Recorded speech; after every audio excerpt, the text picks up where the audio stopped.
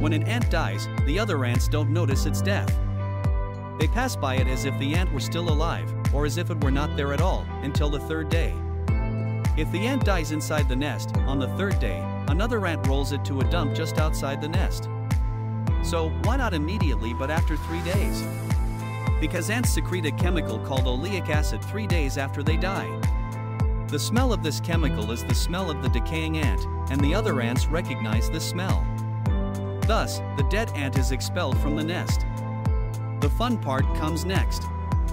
Ants are so sensitive to the smell of oleic acid that anything carrying this smell is considered a dead ant to them. The ant experty, Wilson thought, we've spent our lives on these ants, let's troll them a bit, and threw pieces of paper soaked in oleic acid into the ants' nests. The ants then throw these paper pieces out. Then, another mischief comes to Wilson's mind. This time he drips oleic acid on a live ant. When the ant enters the nest, another ant, sensing the smell of oleic acid, picks up its friend and says, "You're dead but there's no one to bury you," and throws it out to the dump outside the nest. Meanwhile, the other ant, like a husband coming home late and drunk, does not protest at all.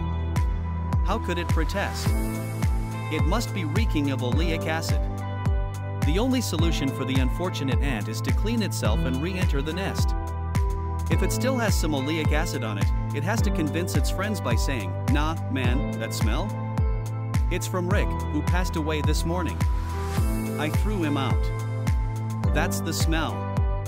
If the youngsters are not convinced that the smell is from Rick who died in the morning, they'll say, "What is this dead guy talking about?" and will throw our unfortunate ant out again.